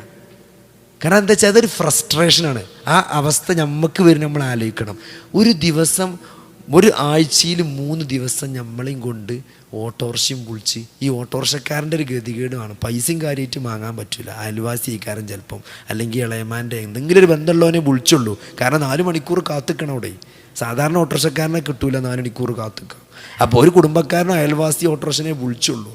ഇനി വണ്ടി ഉണ്ടെങ്കിലും അത് ഓട്ടാനൊരു ആളും വേണം. പിന്നെ ഒരാൾ താങ്ങി പിടിച്ചാനും ഏറ്റാനൊക്കെ ആയിട്ട് 2 ആൾ ചുരുങ്ങിയത് ഈ ഒന്നരാടം പണി ഒഴിവാക്കി ഇതിൻ്റെ പിന്നാലെ നടക്കണം. അപ്പം അങ്ങനെ കുറേ പ്രശ്നങ്ങളുണ്ട്. നടക്കാനും കൂടി കഴിച്ചില്ലെങ്കിൽ പറയും വേണ്ട, ഡയാലിസിന് കൊണ്ടുപോകാന്ന് പറഞ്ഞാൽ ഭയങ്കര ഇടങ്ങാറ്. ഒരാളെ താങ്ങി പിടിച്ച് കണ്ട് കൊണ്ടുപോകാന്ന്. സാധാരണ ഉമ്മാരും പെണ്ണുങ്ങളാണ് ഉണ്ടാവുക. കാരണം ഇത് ആണുങ്ങൾക്ക് പണിക്കുണ്ടേ. അപ്പോൾ അയലോക്കത്തെ ഒരു ഓട്ടോറിക്ഷ ഏൽപ്പിക്കും, ഉമ്മയെ പെണ്ണുങ്ങൾ ആരെങ്കിലും ഒരാളുണ്ടാവും. അപ്പോൾ ഈ വയസ്സായ സാധുക്കളാണ് ഇറ്റങ്ങളപ്പം ഉണ്ടാകുക. ഇതിൻ്റെ ചോട്ടിൽ 4 മണിക്കൂർ കിടക്കണം. എന്നാൽ കിടന്നാൽ തന്നെ കിഡ്നിൻ്റെ മുഴുവൻ പ്രവർത്തനങ്ങൾ നടക്കണ്ടോ? ഇല്ല. രക്തം ഉണ്ടാകാനുള്ള കിഡ്നിൻ്റെ പ്രവർത്തനം ഉണ്ട്, അത് നടക്കൂല. അതിന് വേറെ ഇഞ്ചക്ഷൻ വെക്കണം. ചോര ഉണ്ടാകാൻ ഇഞ്ചക്ഷൻ വെക്കും ഡയാലിസിയർ. പക്ഷെ നമ്മൾ ചോര ഉണ്ടാകാൻ ഇഞ്ചക്ഷൻ വെക്കില്ലല്ലോ. കാരണം നമ്മൾ കിഡ്നി ആ പ്രവർത്തനം ഉണ്ട്. കിഡ്നിക്ക് പ്രവർത്തനം ഇല്ലാത്തൊരു ഡയാലിസിൽ ആ പ്രവർത്തനം കിട്ടൂല. ഡയാലിസിൽ വെറും വേസ്റ്റ് മാറ്റൽ മാത്രമേ നടക്കുള്ളൂ. പിന്നെ വൈറ്റമിൻ ഡി ഉണ്ടാണ്, എല്ല് ബലപ്പെടും, അത് കിട്ടൂല. അതിന് വൈറ്റമിൻ ഡിൻ്റെ ഗുളിക കഴിക്കണം. അപ്പോൾ ഇങ്ങനെയൊക്കെ, അപ്പോൾ ഇത്രയും ഒരു ചെറിയ കിഡ്നിയൊക്കെ അള്ളാഹു നമുക്ക് നൽകി. ഇതിനൊന്നും ടാക്സോ വാടകയോ ഒരു വാറ്റ് ഏത് സ്ഥാനത്ത്. ഇപ്പം നമ്മൾ എല്ലാത്തിലും പണ്ട് ഒരു ടൂർ പോയപ്പം ചില ആൾക്കാർ ഉറങ്ങുന്നുണ്ട്, അതുകൊണ്ടാണ് പറയണത്. ഒരു റൂം എടുത്തു, നല്ല റൂം എടുത്ത് ഭയങ്കര ടാക്സ്. അപ്പോൾ ടാക്സ് ഇങ്ങനെ നോക്കുമ്പം നമ്മൾ കിടന്ന പൈസ അത്ര മേലെ കാണുന്നുണ്ട്, താഴത്ത് രണ്ടാൾക്കാരും കൂടി നമ്മളപ്പോൾ കിടന്നുകണേ, ഒന്ന് സ്റ്റേറ്റ് ഗവൺമെൻറ്, ഒന്ന് സെൻട്രൽ ഗവൺമെൻറ്. അപ്പോൾ നമ്മൾ ഒറ്റക്കല്ല റൂം എടുത്താൽ കിടന്നുറങ്ങണേ, നമ്മളപ്പുറത്ത് സ്റ്റേറ്റ് ഗവൺമെൻറ്റും കിടക്കും, പുറത്ത് സെൻട്രൽ ഗവൺമെൻറ്റും കിടക്കും. ഒരാൾ 8%, ഒരാൾ 4% നമ്മളെ റൂം റെൻറ്റിന് എടുത്തുണ്ടാവും. അതിൻ്റെ പുറമെ റൂം റെൻറ്റിൻ്റെ പുറമെ അപ്പോൾ അത്രയും ടാക്സ് നമ്മൾ ഇവിടുത്തെ സർവീസിന് കൊടുക്കുന്നുണ്ട്. നിങ്ങൾ ആലോചിച്ച് നോക്കി, ഒരു സ്ഥലത്ത് പോയി ഒരു താമസിക്കാൻ റൂം എടുത്തീന് നമ്മൾ രാത്രി കിടന്നുറങ്ങീന്, ഒന്നുമില്ല നമ്മൾ ഉറങ്ങിയിട്ടുള്ളൂ, ആ ഉറങ്ങിയ പൈസക്ക് സ്റ്റേറ്റും കൊണ്ടുപോയി സെൻറ്ററും കൊണ്ടുപോയി. ഇതൊന്നും ഇല്ലാതെ പടച്ചോൻ്റെ ഈ വായു എത്ര നമ്മൾ ശ്വസിച്ച്. നിങ്ങളൊരു വെൻറ്റിലേറ്ററിൻ്റെ ചാർജ് പോയി ചോദിച്ചു നോക്കി, ഒരു സിലിണ്ടർ ഓക്സിജൻ്റെ വില എത്രയെന്ന് പോയി ചോദിച്ചു നോക്കി, കിഡ്നി മാറ്റാനുള്ള ചാർജ് നോക്കി, ഒരു ബോൺ മാരോ, ഒരു ലുക്കീമിയാണ്, മജ്ജ മാറ്റണം എന്ന് പറഞ്ഞു, മജ്ജ മാറ്റാനുള്ള ചാർജ് എത്രയാണ്, ലിവർ മാറ്റി വെക്കണം എന്ന് പറഞ്ഞു, ലിവർ മാറ്റി വെക്കാനുള്ള പൈസ എത്രയെന്ന് ചോദിച്ചു നോക്കി. ഇതൊന്നും ഒരു പൈസയും തരാതെ മാസം ഒരു ടാക്സും കൊല്ലത്തിലൊരു ടാക്സും അടക്കാണ്ട് ഇത്രയും അനുഗ്രഹങ്ങളൊക്കെ അള്ളാഹു നൽകി. ഇത്രയൊക്കെ അള്ളാഹുവിനെ നിഷേധിച്ചിട്ടും അള്ളാഹു ഒരു പ്രതികാരം നമ്മളോട് ചെയ്തിട്ടില്ല. നിങ്ങളാഴ്ചക്ക് ഇവിടെ ഷുക്കൂർ വക്കീൽ പറഞ്ഞ ഒരാൾ മകളെ രണ്ടാമതും കല്യാണം കഴിച്ചു, അയാൾക്ക് പെൺകുട്ടികൾ മാത്രമേ ഉള്ളൂ, അയാളെ സ്വത്തിഞ്ഞ് അന്യം നിന്ന് പോകുമോ, പെൺകുട്ടികൾക്ക് മുഴുവൻ കിട്ടൂലേ എന്നൊക്കെ പേടിച്ച് കണ്ട് അയാൾ പിന്നെയൊരു കല്യാണം ഇപ്പം നടത്തിക്കണ്. അയാൾക്ക് അള്ളാൻ്റെ ശരീരത്തിൽ അത്ര തൃപ്തി പോരാ. ഈ പ്രപഞ്ചം മുഴുവനെ സൃഷ്ടിച്ച, ഈ മനുഷ്യനെ മുഴുവൻ സൃഷ്ടിച്ച മനുഷ്യൻ്റെ ഇടപാടുകളും ക്രയവിക്രയങ്ങളും വിവാഹവും വിവാഹമോചനവും മരണവും മരണാനന്തരവും എല്ലാം സൃഷ്ടിച്ച, എല്ലാം അറിയുന്ന അള്ളാഹുവിൻ്റെ നിയമങ്ങൾക്ക് എന്തൊക്കെ ഒരു പോരായ്മയുണ്ട് എന്ന് അവർക്ക് തോന്നുന്നു. എന്നിട്ട് സുക്കൂർ വക്കീലിൻ്റെ പെരയിലെ കിണറ്റിലെ വെള്ളം വറ്റിയിട്ടില്ല, മൂപ്പർക്ക് മാത്രം വായു വലിച്ചിട്ട് ഓക്സിജൻ കിട്ടാതായിട്ടില്ല, മൂപ്പരെ കിഡ്നി പെട്ടെന്ന് സ്റ്റക്കായിട്ടില്ല. നിലനിർത്തിക്കൊടുത്ത ഒരനുഗ്രഹവും അള്ളാഹു അതിൻ്റെ പേരിൽ അള്ളാഹു അദ്ദേഹത്തോട് നിഷേധിച്ചിട്ടില്ല. അതെന്തുകൊണ്ടാണ്? അതാണ് അള്ളാഹു റഹ്മാനും റഹീമുമാണ് എന്ന് പറയുന്നത്.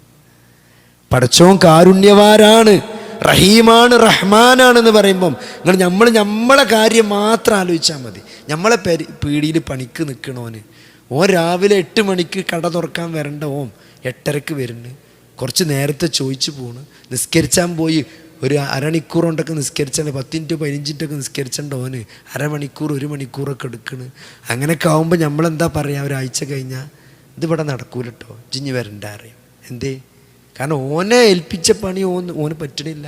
അപ്പോൾ നമ്മൾ പോലും നമ്മൾ ഏൽപ്പിച്ച പണിക്ക് നമ്മൾ കൊടുക്കുന്ന കൂലിക്ക് വേണ്ട പണി ഒരാൾ നമ്മുടെ കീഴ് ജീവനക്കാരൻ എടുക്കണില്ലെങ്കിൽ ഓൻ ആ പണി തുടരാൻ അർഹനല്ല. എന്തൊക്കെ ആനുകൂല്യങ്ങൾ ഓന് കിട്ടുന്നുണ്ടോ അതൊക്കെ നമ്മൾ നിർത്തലാക്കും. നിങ്ങൾ ആലോചിക്ക്, വമാ ഖലഖ്തുൽ ജിന്ന വൽ ഇൻസ ഇല്ലാ ലിയഅ്ബുദൂനി, എന്നെ മാത്രം ആരാധിക്കാനാണ് അള്ളാഹു ജിന്നിനെയും മനുഷ്യനെയും സൃഷ്ടിച്ചതെന്നാണ് പറയണത്. ആ ആരാധനയിൽ എത്ര അലംഭാവം നമ്മൾ കാണിച്ചു. ഒരു അള്ളാഹു അക്ബർ എന്ന നിസ്കാരത്തിന് തെക്ബീർ കെട്ടിയിട്ട് സലാം വീട്ടുമ്പോഴാണ് നിസ്കാരത്തിലായിരുന്നു എന്ന് പോലും ഓർമ്മ വരുന്നത്. എത്ര അള്ളാഹു അക്ബർ നമ്മൾ പറഞ്ഞു. നിങ്ങൾ ആലോചിച്ച് നോക്കി, ഓരോ അള്ളാഹു അക്ബറും ഒരു റിമൈൻഡറാണ് നിസ്കാരത്തിന്. ചിന്ത തെറ്റിപ്പോയിണെങ്കിൽ തിരിച്ചു വരാനുള്ളത്. പക്ഷെ ആ അള്ളാഹു അക്ബർ എന്ന് പറയുമ്പോൾ പോലും അള്ളാഹിനെ പറ്റിയൊരു വിചാരം നിസ്കാരത്തിൽ ഉണ്ടാകണില്ല. അത്രയും കെയർലെസ് ആയിട്ടാണ് നമ്മൾ നിസ്കരിക്കുന്നത്, നമ്മൾ ഇബാദത്തുകൾ ചെയ്യണത്. നിങ്ങൾ ആലോചിച്ച് നോക്കി, ഈ മദ്യപിച്ച് നിസ്കാരത്തിന് വരരുത് എന്ന് ഖുറാൻ്റെ ഒരു ആയത്തുണ്ട്. ചില ആയത്തുകൾ നസ്ഖ് ചെയ്യപ്പെട്ട ആയത്തുണ്ട് ഖുറാനിൽ. അതായത് ഇസ്ലാമിൻ്റെ ആദ്യകാലത്ത് എന്ത് ചെയ്തിട്ടുണ്ട്, മദ്യപാനം പൂർണ്ണമായി നിരോധിക്കുന്നതിന് മുമ്പ് ഘട്ടം ഘട്ടമായിട്ടാണ് മദ്യം നിരോധിച്ചത്. ആദ്യഘട്ടത്തിൽ എങ്ങനെ നിരോധിച്ച്, മദ്യപിച്ചിട്ട് നിസ്കരിച്ചാൻ വരരുത്, നിസ്കരിച്ചാൻ വരുന്ന നേരത്തെ കിക്കായി കണ്ട് വരരുത്, മൊത്തം നിരോധിച്ചിട്ടില്ല. വലാ തഖ്റബു സ്വലാത്ത വ അൻതും സുക്കാറ, ഇപ്പോഴും ഖുർആനിൽ നമ്മൾ ഓതുന്ന ആയത്താണ്. നിങ്ങൾ ആലോചിച്ചിട്ടുണ്ടോ? മത്തന്മാരായിക്കൊണ്ട് മദ്യപിച്ച് മത്തന്മാരായിക്കൊണ്ട് നിങ്ങൾ നമസ്കരിക്കാൻ വരരുത്, നമസ്കാരത്തെ സമീപിക്കരുത്. കാരണം എന്താ? നിങ്ങൾ പറയുന്നത് എന്താണെന്ന് നിങ്ങൾ അറിയുന്നില്ല. അതാണ് നമുക്കുള്ള പോയിൻ്റിൽ. മദ്യപിച്ച് മത്തുകെട്ട് നിസ്കരിക്കാൻ വരരുത് എന്ന് അള്ളാഹു കൽപ്പിച്ചപ്പോൾ അതിന് പറഞ്ഞ കാരണം എന്താണ്? അവർ നിസ്കാരത്തിൽ പറയുന്നത് എന്താണെന്ന് അവർ അറിയുന്നില്ല എന്നാണ്. അങ്ങനെയാണെങ്കിൽ നമ്മളിപ്പോഴും നിസ്കരിച്ച കള്ളുടിയന്മാരെ നിസ്കാരമല്ലേ നമ്മൾ പറയണത്, നമ്മൾ അറിയണ്ടോ? അപ്പം ആ നിസ്കാരം കൊണ്ട് അള്ളാഹു ഉദ്ദേശിക്കുന്നത് കിട്ടാത്തത് എന്തുകൊണ്ടാണ്? നമ്മൾ നമസ്കാരത്തിൽ പറയുന്നത് നമ്മൾ മനസ്സിലാക്കാതെ, നമസ്കാരത്തിൽ ശ്രദ്ധിക്കാതെയാണ് നമ്മൾ നമസ്കരിക്കുന്നത്. അപ്പം അങ്ങനത്തെ നിസ്കാരം അള്ളാഹ്ക്ക് ആവശ്യമില്ല. അതുകൊണ്ട് ഞാൻ പറഞ്ഞത്, നമ്മൾ നന്ദിയുള്ള ഒരു അടിമയാകണമെങ്കിൽ ഈ അനുഗ്രഹങ്ങളൊക്കെ തിരിച്ചറിഞ്ഞുകൊണ്ട് നന്ദി കാണിക്കേണ്ടതുണ്ട്. നീര് വരുവോളം നിസ്കരിച്ച പ്രവാചകൻ സല്ലല്ലാഹു അലൈഹി വസല്ലമ ഭാര്യ ചോദിച്ചില്ല, എന്തിനങ്ങ് എത്ര ഇടങ്ങാറായിട്ട് നീര് കെട്ടി നേരം വെളുക്കോളം നിസ്കരിക്കണം, പടച്ചോങ്ങൾക്ക് മുഴുവൻ പുറത്തു തന്നില്ലേ, സ്വർഗം സന്തോഷ വാർത്ത അറിയിക്കപ്പെട്ട വ്യക്തിയല്ലേ, നിങ്ങൾ എന്തിനാ റസൂൽ എങ്ങനെ ഇടങ്ങാറാകണേ എന്ന് ചോദിച്ചപ്പോഴും അള്ളാൻ്റെ റസൂല് പറഞ്ഞ മറുപടി എന്താ? ഞാനൊരു നന്ദിയുള്ള അടിമയാകേണ്ടതാണ്. അപ്പോൾ ഒരു നന്ദി കാണിക്കലാണ് ഈ ആരാധനകൾ എന്ന് പറയുമ്പം, ഈ ജീവിതം എന്ന് പറയുമ്പം ഇത് നന്ദി കാണിക്കുക. അപ്പം എങ്ങനെയാണ് നന്ദി കാണിക്കേണ്ടത്? നന്ദിയുള്ള അടിമയാകണം എന്നൊന്നും നിങ്ങളെ പറഞ്ഞ് ബോധ്യപ്പെടുത്തേണ്ട യാതൊരു ആവശ്യമില്ല. അത്രയും അനുഗ്രഹങ്ങൾ ആസ്വദിച്ചു കൊണ്ടിരിക്കുന്നവരാണ് നമ്മൾ. നമ്മളെല്ലാ അവസ്ഥകളും ആലോചിച്ച് നോക്കി, എന്ത് നമുക്ക് ജീവിതത്തിൽ മെച്ചല്ലേ ഉണ്ടായിട്ടുള്ളൂ. ഈ ഒരു പള്ളി ഇവിടെ ഉണ്ടായിരുന്നില്ല, ഉണ്ടോ? ഇല്ല. കുറച്ച് കാലം മുമ്പ് വരെ ഇങ്ങനെ സംഭവം ഇവിടെ അല്ല. ഇന്ന് വളരെ ഈ ഒരു മാർച്ച് മാസം, ഈ ഒരു ഏപ്രിൽ മാസം, ഈ വേനച്ചൂടിൽ പുറത്തിറങ്ങി നോക്കി നിങ്ങൾ, എന്തൊരു ചൂടറിയോ. ഇത്രയും കംഫർട്ടായിട്ട് നിങ്ങൾക്കിവിടെ ഇരിക്കാനുള്ളൊരു സൗകര്യം ഇവിടെ ഇല്ലായിരുന്നു. ഇങ്ങനത്തെ ഏത് മുക്കിൽ മൂലയിൽ പോയാലും ഇപ്പം AC പള്ളിയാണ്. നിസ്കരിക്കാൻ ഒരു പ്രയാസമല്ല, മൂത്രയിക്കാൻ പ്രയാസമല്ല. മറ്റത് നമുക്കറിയാം, പള്ളിക്ക് മൂത്രയിക്കണമെങ്കിൽ കുറച്ച് ദൂരത്തേക്ക് വെള്ളം കൊണ്ടുപോകണം, എന്തെല്ലാം പ്രയാസം ഉണ്ടായിരുന്നു. ഇവിടെ വളരെ സുഖമായിട്ട് AC-ലിരുന്ന് നിങ്ങൾക്ക് നിസ്കരിക്കാൻ. നിങ്ങൾ വീടാണ് നോക്കി, ഏത് ചെറിയൊരു വരുമാനമുള്ള ആൾ പോലും AC റൂമിലാണെന്ന് കിടന്നുറങ്ങണത്. കുട്ടികളെ നല്ല സ്കൂളിലാണ് പഠിക്കണത്. വാഹന സൗകര്യം നോക്കി, ചെറിയ സൈക്കിള് ഒരു 50 പൈസ കൊടുത്തിട്ട് നമ്മൾ സൈക്കിള് വാടകയ്ക്ക് എടുത്തിട്ട് പഠിച്ചൊരു കാലം ഉണ്ടായിരുന്നു. 50 പൈസക്കാണ് അന്ന് സൈക്കിളിനൊരു മണിക്കൂർ വാടകയ്ക്ക്. സൈക്കിൾ എന്ന് പറഞ്ഞാൽ അന്ന് നമ്മളെ നാട്ടിൽ, റെക്കോർഡിനോട് പറയാൻ പറ്റാത്ത, നമ്മളെ നാട്ടിൽ കൊരമ്പക്കാരോടെയും കുരിക്കന്മാരോടെയും മാത്രമേ ഓരോ കുട്ടിയൊക്കെ അന്ന് സൈക്കിൾ സ്വന്തമായിട്ടുള്ളതെന്ന്. ബാക്കിയുള്ളവരൊക്കെ വാടകയ്ക്ക് എടുത്തുകൊണ്ട് പഠിച്ചാൽ ചെയ്യുക. അന്ന് 50 പൈസ ഉറുപ്പ്യം കൊടുത്ത് നമ്മൾ സൈക്കിൾ ഓട്ടി പഠിച്ച്. ഇന്ന് നമ്മളെ കുട്ടിയൊക്കെ എല്ലാവർക്കും സൈക്കിളാണ്. സൈക്കിള് പോയി 2 വീലർ, കാറ്. നിങ്ങൾ നോക്കി, ഒരു വീട്ടിൽ നിന്ന് ഓരോ വീട്ടിലും പോയാൽ 2 വീലർ ഉണ്ടാവും, മാരുതി ഉണ്ടാവും, ഇനോവ ഉണ്ടാവും. എയിലാ പോണ്ടേ എന്നുള്ള കൺഫ്യൂഷനാണ്. റോട്ടിനനുസരിച്ചാണ് ഇപ്പോൾ നമ്മൾ ട്രാഫിക്കൊക്കെ നോക്കിയിട്ടാണ് വണ്ടി എടുക്കുക. ആരൊക്കെ പോണ്, എങ്ങോട്ടൊക്കെ പോണ് നോക്കിയിട്ട് ഇഷ്ടമുള്ള വണ്ടി എടുത്ത് പോകാൻ മാത്രം നമ്മളെ മുമ്പിൽ സർപ്ലസാണ്. നമ്മളെ സൗകര്യങ്ങൾ നോക്കി, വീടിൻ്റെ സൗകര്യങ്ങളാകട്ടെ, എന്ത് സൗകര്യങ്ങളും, പൈസ ഉണ്ടോ നിങ്ങൾക്ക് സാധനം, ഒരു ഓർഡർ ചെയ്ത സാധനം കിട്ട് അവിടെ ആ എല്ലാ ഫെസിലിറ്റീസും കിട്ടും. ഇങ്ങനെയൊക്കെ നമ്മൾ ടൈം സേവ് ചെയ്യുന്നുണ്ട്. കുക്കിങ് ചൂടാക്കണ്ട, ഇന്നലെ ഉണ്ടാക്കി ഇന്ന് നമുക്ക് ചൂടാക്കിയെടുക്കുക. ഓവനുണ്ട്, ഫ്രിഡ്ജുണ്ട്, എല്ലാ സംവിധാനം. അരക്കാൻ അരിയണ്ട, അങ്ങനെ ഉണ്ടാക്കിയ കഷ്ണമായിട്ട് ചാടും. അങ്ങനെ എല്ലാത്തിലും നമ്മൾ സമയം ലാഭിക്കണം.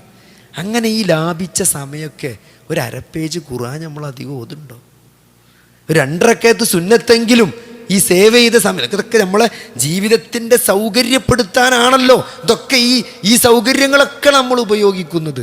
എന്നിട്ട് ഈ സൗകര്യ കൂടുതൽ അള്ളാൻ്റെ ദീനിനോട്, അള്ളാഹുവിനോട് നന്ദി കാണിക്കുന്നതിൽ നമ്മൾ ഉപയോഗപ്പെടുത്തുന്നുണ്ടോ? അതാണ് ഏറ്റവും റെലവൻ്റ് ആയിട്ടുള്ളത്. എന്തിനിവിടെ വന്നു, ഈ യാത്ര എന്തിനാണ്, അതിൻ്റെ ലക്ഷ്യത്തെക്കുറിച്ച് കൃത്യമായി, ഇത് അള്ളാഹുവിനെ നന്ദി കാണിക്കാനുള്ളതാണ് ഈ ജീവിതം. ഈ ജീവിതം കനിഞ്ഞരുളി നൽകിയ റബ്ബിന് തിരിച്ച് നന്ദി കേട് കാണിക്കാനുള്ളതല്ല ഈ ജീവിതം. അപ്പം എങ്ങനെയാണ് നന്ദി കാണിക്കേണ്ടത്? അതാണ് ഞാൻ കൂടുതൽ സ്ട്രെസ് ചെയ്യാൻ പോണത്, അവസാനിപ്പിക്കാൻ പോവാണ്. നന്ദി കാണിക്കേണ്ട ആവശ്യതകളെ ബോധ്യപ്പെടുത്തേണ്ട ആവശ്യമില്ല. എങ്ങനെയാണ് നന്ദി കാണിക്കണം, അത് നമ്മൾ കൃത്യമായിട്ട് മനസ്സിലാക്കണം. ആ കാര്യം മനസ്സിലാക്കിയിട്ടില്ലെങ്കിൽ ഈ ജീവിതം നഷ്ടമായി പോകും. എങ്ങനെ നന്ദി കാണിക്കണം എന്ന് പഠിപ്പിക്കാനാണ് അമ്പിയാക്കന്മാർ വന്നത്. ഒരു മതം മാറിയ പെൺകുട്ടി, അതിൻ്റെ മതം മാറ്റത്തിൻ്റെ കഥ പറയണ ബുക്കുണ്ടായിരുന്നു മലയാളത്തിൽ. അതിൽ ആ കുട്ടി പറയുന്നുണ്ട്, അത് കുറേ കാലം ഒരു ഹരിജൻ ഹിന്ദു ആയിരുന്നു, പിന്നെ അത് കുറച്ച് കാലം ക്രിസ്ത്യാനിയായി, പെന്തക്കോസ്തോ അങ്ങനെ എന്തായി. അപ്പോൾ അതിലിങ്ങനെ പാട്ടിങ്ങനെ പാടിയിട്ടാണ് പോലെ പെന്തക്കോസ്താരെ ഇത്. അപ്പോൾ അതിൽ ഈ ദൈവത്തെ അങ്ങോട്ട് കിട്ടിക്കഴിഞ്ഞാൽ പ്രത്യേക സൗണ്ടും ഇതൊക്കെ ഉണ്ടാവും. അപ്പോൾ ഈ കുട്ടി എന്ത് ചോദിച്ചാൽ, ഈ കുട്ടി പറയട്ടോ, ഈ കുട്ടി എൻ്റെ അനുഭവം പറയണം. ഈ കുട്ടി അങ്ങനെ വെറുതെ, ഈ കുട്ടിക്ക് ദൈവത്തൊന്നും കിട്ടിയിട്ടില്ല, പക്ഷെ ദൈവത്തെ കിട്ടിയ മാതിരി കുട്ടി ഒച്ച ഉണ്ടാക്കി. അപ്പോൾ എല്ലാവരും വിചാരിച്ചു നോക്ക് ദൈവത്തെ കിട്ടി, ദൈവത്തെ എന്തോ ഇത് കിട്ടിക്കണ നോക്ക്. അപ്പോൾ ഈ കുട്ടി പറയണത് എന്താ വെച്ചാൽ, അപ്പോൾ ഞാനങ്ങനെ കാട്ടിയപ്പം ഇവർക്കൊന്നും മനസ്സിലായില്ല. ഇവരൊക്കെ വിചാരിച്ചു നോക്ക് ദൈവത്തിൻ്റെ എന്തോ ഇത് കിട്ടിക്കണേ, ദൈവമായിട്ട് പുതിയ പുതിയ കണക്ഷൻ വന്നിക്കണമെന്നൊക്കെ. അപ്പോൾ അത്രയും പൊട്ടന്മാരാണ്. അപ്പം അങ്ങനത്തെ ഒരു കണക്ഷൻ ദൈവം വെക്കുമെന്നാണ് ഇവൾ ചോദിക്കണേ. ഇത് എനിക്കൊരു ഫ്രോഡ് കളിച്ചിട്ട് ദൈവത്തേറ്റ് കണക്ഷൻ ഉണ്ടെന്ന് ബാക്കിയുള്ളവരൊക്കെ ബോധ്യപ്പെടുത്താൻ പറ്റിയ അങ്ങനത്തെ ഒരു കണക്ഷൻ, അങ്ങനത്തെ ഒരു മതമൊക്കെ സത്യമാവുമോ? അങ്ങനെ അപ്പോൾ എങ്ങനെ ദൈവത്തെ ആരാധിക്കണം എന്നാണ് ഈ കുട്ടി കൺഫ്യൂഷനായത്. എങ്ങനെയാ വെച്ചാൽ ദൈവമുണ്ട്, അതൊന്നാണെന്നൊക്കെ ബോധ്യപ്പെട്ടു. പക്ഷേ എങ്ങനെയാണ് ഈ ദൈവത്തെ ആരാധിക്കേണ്ടത്? ചില ആളുകൾ ഇങ്ങനെ കിടന്ന് ഇങ്ങനെ ഉരുളുന്നു, ശയനപ്രദർശനം നടത്തുന്നു. ചില ആൾക്കാർ ഇരുന്ന് കണ്ട് മുട്ടുകുത്തിരുന്ന് പ്രാർത്ഥിക്കണം. ചില ആൾക്കാർ എന്തൊക്കെ കാണിക്കുന്നു, സുജൂദ്, പൊന്തുന്നു, താകണ്, ഇരിക്കണ്, സ്ഥലം അങ്ങനെ കാക്കണ്. വേറെ അപ്പോൾ ഇതൊക്കെ ദൈവത്തെയാണ് ഇവരൊക്കെ ആരാധിക്കണത്, മുട്ടുകുത്തി പ്രാർത്ഥിക്കണവനും. അപ്പോൾ എങ്ങനെയാണ് ശരിക്കും ദൈവം? അപ്പോൾ ദൈവം പറഞ്ഞത് എങ്ങനെയാണ്? അതാണ് ഈ കുട്ടീൻ്റെ റെലവൻ്റായിട്ട് ചോദ്യം. എങ്ങനെ ദൈവത്തെ ആരാധിക്കണമെന്ന് ദൈവം പറഞ്ഞിട്ടുണ്ടോ എന്നുള്ളതാണ്. അപ്പോൾ അതാണ് നമ്മൾ ഏറ്റവും ഇവിടെ എങ്ങനെയാണ് അള്ളാഹുവിന് നന്ദി കാണിക്കേണ്ടത് എന്ന് പഠിപ്പിക്കാനാണ് അമ്പിയാക്കന്മാർ വന്നത്, പ്രവാചകന്മാർ വന്നത്. ആ മാർഗം നമുക്ക് തോന്നിയ പോലെ നന്ദി കാണിക്കാൻ പറ്റൂല. അള്ളാഹുവിനെ എങ്ങനെ ആരാധിക്കണം, അള്ളാഹുവിൻ്റെ നാമഗുണവിശേഷണങ്ങൾ, അള്ളാഹു ആരാണ്? ഇവിടെ